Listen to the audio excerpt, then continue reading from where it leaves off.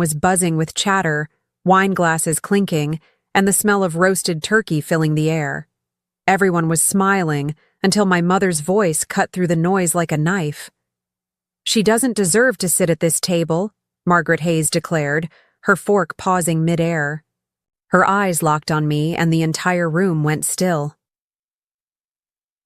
Before we begin, drop a comment and tell us where are you from and from which city you're watching our videos. And after watching the whole video, don't forget to tell us what would you do. In this situation? Be honest. Tell me in the comments below. We read every comment. Let's begin. I froze, my hand resting lightly on the rim of my water glass. "What did you just say?" I asked, keeping my voice calm even though my chest felt like it was collapsing. "You heard me, Rachel," she replied coolly, like she'd rehearsed the line all day. "You've brought nothing but disappointment. No real career, no husband. Nothing to show for yourself. You think you can sit here like you're an equal? Not in my house." Gasps rippled. Olivia, my older sister, smirked, exchanging a knowing glance with her fiancé, Brandon Cole. He leaned back in his chair, looking amused, like this was some show staged for his entertainment. My father, Thomas, didn't even look up from his plate. The heat burned in my throat, but I refused to let it choke me. I straightened my back, forcing my voice not to crack.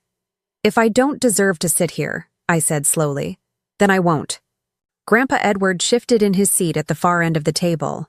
His knuckles tightened around his glass. "Margaret," he began, but my mother cut him down with a glare. The silence was suffocating. My chair scraped loudly as I pushed it back. Every eye followed me, some curious, some mocking, none sympathetic. I stood tall, my legs trembling but my face unreadable. "Enjoy your dinner," I whispered, my eyes meeting Olivia's smug grin for just a beat longer. Then I turned and walked away, each step echoing on the hardwood floor like a drum. The laughter returned before I even reached the front door, as if my presence had been nothing but an interruption in their perfect evening. But I didn't care. The cold November air slapped my cheeks when I stepped outside, and I inhaled deeply, as if I'd been freed. What they didn't know was that tomorrow morning, their carefully crafted world, where I was the failure and they were untouchable, would start to crack, and the first blow would come from the one man they still thought they controlled. Grandpa. The morning light spilled through the wide kitchen windows, golden and warm, catching on the polished countertops and the steam rising from a fresh pot of coffee. My new home still felt unreal to me. The marble island, the high ceilings, the quiet peace that wrapped around every corner. For months, I'd built this life in silence, piece by piece, away from their prying eyes. Now, I sat across from Grandpa Edward, watching him butter a piece of toast like it was the most ordinary morning in the world.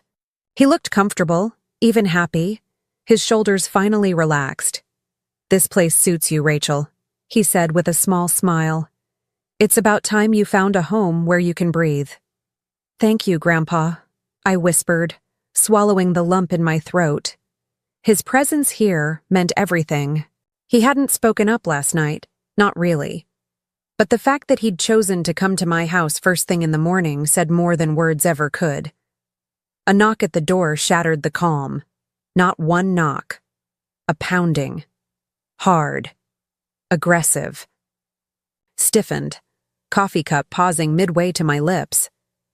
Edward raised an eyebrow. "Expecting company?" I shook my head. My pulse raced as I stood, crossing the room to the door. When I pulled it open, the color drained from my face. There they were. My mother, Margaret, at the front with her coat thrown over her shoulders, lips pressed into a tight line. Behind her stood Olivia, arms crossed smugly, and Brandon, his jaw slack in shock. Even my father, Thomas, lingered at the back, looking uneasy, as if he regretted being dragged into this. "What are you—" I started, but Margaret's eyes darted past me. Her face turned pale.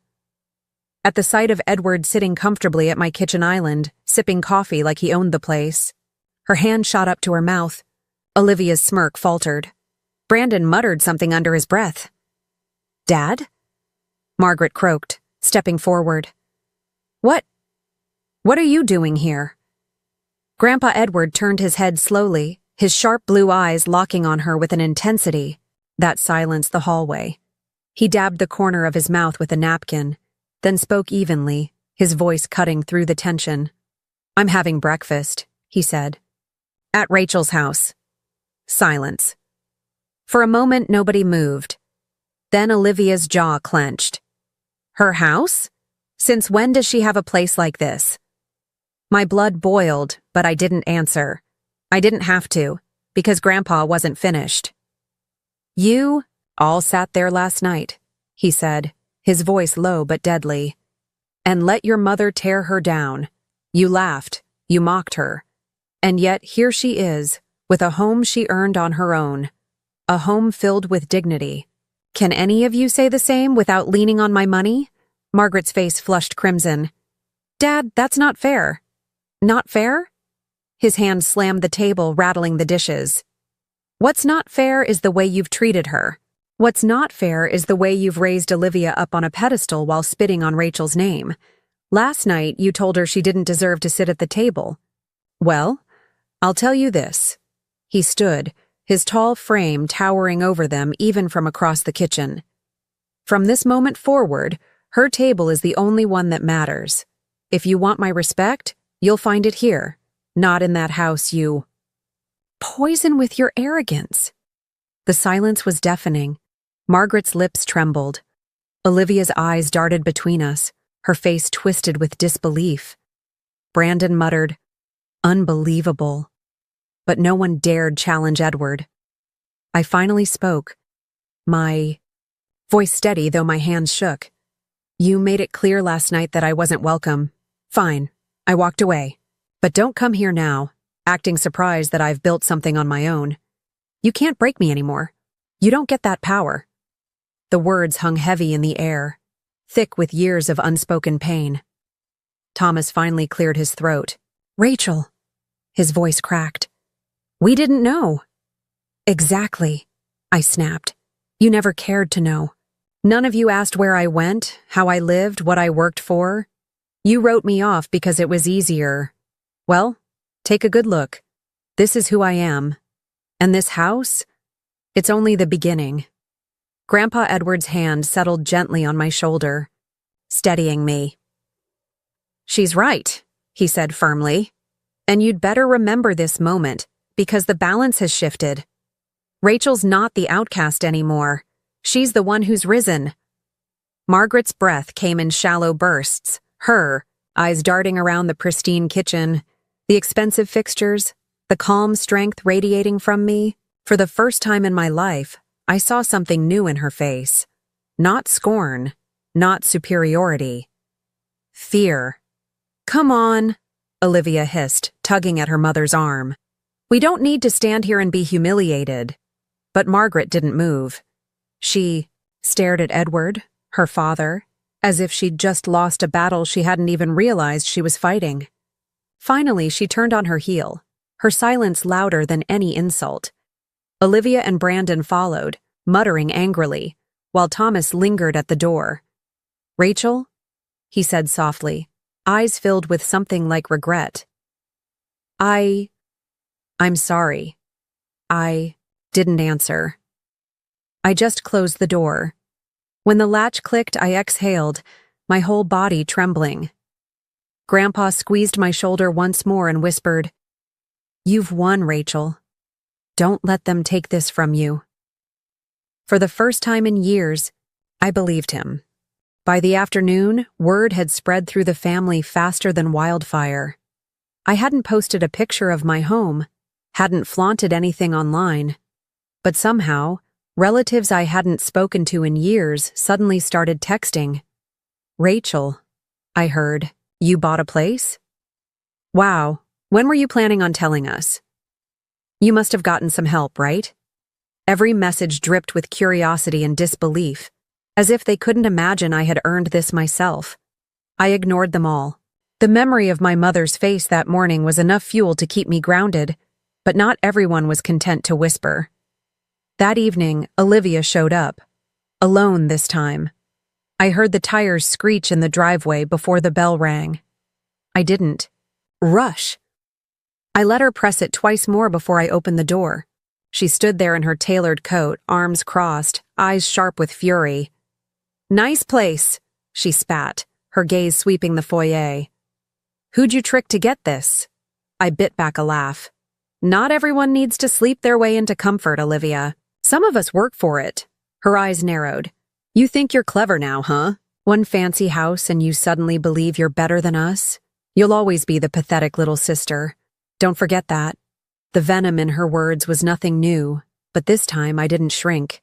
I stepped closer, letting the door fall halfway shut behind me. "You know what the difference is?" I whispered. "Last night, you had your mother defending you, laughing at your side. This morning, Grandpa walked out with me. And today, you're standing here, shaking, because, for the first time in your life, you don't hold the upper hand." Her jaw twitched. She hated that I was calm, that I wasn't breaking the way I used to. "You'll regret humiliating Mom," she hissed. "She's not gonna let this go." "Neither will I," I said simply, then shut the door in her face. The knock that followed was frantic, but I didn't answer. Eventually, her car peeled away. That night, Grandpa called me into the study. The fire crackled as he sat in the leather armchair, his expression firm. "They're going to come at you harder now," he warned. "Margaret thrives on control. Olivia's pride is her weapon. You need to be ready." "I'm not afraid of them anymore," I admitted. For the first time, I feel like I can breathe, and I'm not giving that back. Edward studied me for a long moment. "Good," he said finally. "Because there's something I need to tell you." My stomach tightened. "What is it?" He leaned forward. "I've been revising my estate. I hadn't planned to reveal it yet, but after what I saw last night, I don't trust your mother or sister to respect my wishes. Rachel, the majority of it will go to you." The words hit me like thunder. "Me?" "Yes. Because you understand what struggle is. You won't squander it. They've lived in entitlement long enough. It's time someone with humility carries the family forward." I sat in stunned silence. For years I had been treated as invisible, the forgotten child. Now the ground was shifting under everyone's feet. "But Grandpa," I whispered, "they'll hate me more than ever." He gave a dry chuckle. "Then let them. Hate is powerless against integrity, and you've got that in spades." 2 days later, the storm arrived. Margaret called. I didn't answer. Then she called again and again. Finally, she left a voicemail. Her voice was sharp, almost panicked. "Rachel, we need to talk. Your grandfather is making reckless decisions. You need to think carefully about what's best for this family. Call me back immediately." I deleted it. That evening, I went grocery shopping. Heads turned in the aisles. A cousin I barely knew whispered something to her husband, glaring at me like I had stolen their future. It hit me then. This wasn't just about a house. It was about power, control. And I had unknowingly taken it away from them. When I returned, Grandpa was waiting with a quiet smile. "They'll circle like vultures," he said, "but don't give them an inch. The moment you doubt yourself, they'll pounce." I looked around at the life I had built, the home, the peace, the strength I finally felt in my bones. And for once, I wasn't scared of the storm. Because storms, when they pass, reveal who's truly standing. And this time it wouldn't be them. The confrontation came quicker than I expected. Grandpa Edward insisted we host a small Sunday brunch. His idea, not mine. He said if the family wanted answers, they could come see the truth with their own eyes. I didn't argue. Part of me wanted it to end, to strip away the whispers once and for all. By noon, Cars filled the driveway. My stomach churned, but I stood tall in the entryway. Margaret stormed in first, her heels clacking like gunshots against the hardwood floor. Olivia trailed her, chin high, with Brandon smirking as if this was some kind of spectacle. Thomas lingered, in the background, hesitant as always. "This is ridiculous," Margaret snapped, eyes sweeping the elegant living room. "Rachel, stop playing house. We all know you didn't earn this." I kept my voice steady. "Then explain why Grandpa chose to spend his mornings here instead of at your table." Edward appeared from the kitchen, calm but commanding. "Because, here, I'm treated with respect. Something you seem to have forgotten, Margaret." Olivia crossed her arms. "You're blinded, Grandpa. She's manipulating you. She always has." His jaw tightened. "No, Olivia. What blinds me is the arrogance I've tolerated for far too long." He turned to face the room. "So let's make this clear. Rachel has built a life for herself, a life of independence. And I've decided she will inherit the majority of what I leave behind." The silence was deafening. Margaret's face went sheet white. Olivia's mouth fell open. Brandon muttered a curse under his breath. "You can't do that," Margaret finally choked. "You can't cut us out for her." Edward's eyes burned. "I can, and I will. Because when I needed kindness, Rachel showed it. When she was cast out, she didn't crumble. She rose. That's who deserves to carry this family forward." I swallowed hard, my heart racing. For once, I didn't need to add a word. The power shifted right there, in my living room. Margaret trembled, gripping the back of a chair. This is betrayal." "No, Mother," I said, stepping closer, my voice firm but calm. "Betrayal was mocking me at Thanksgiving, telling me I wasn't worthy. Betrayal was laughing while I walked out. This is justice." Her eyes filled with something I'd never seen before. Not rage, not superiority, fear. She opened her mouth, but no words came. Olivia grabbed her arm. "Let's go. This isn't over." They left, slamming the door behind them. Brandon followed, grumbling. Only Thomas lingered, his hand brushing the doorframe. He looked at me, guilt written across his face. "Rachel," his voice cracked.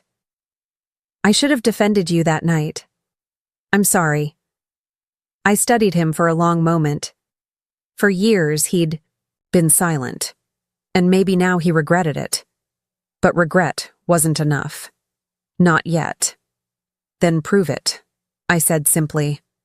"Start by standing up when it matters." He nodded faintly before slipping out the door.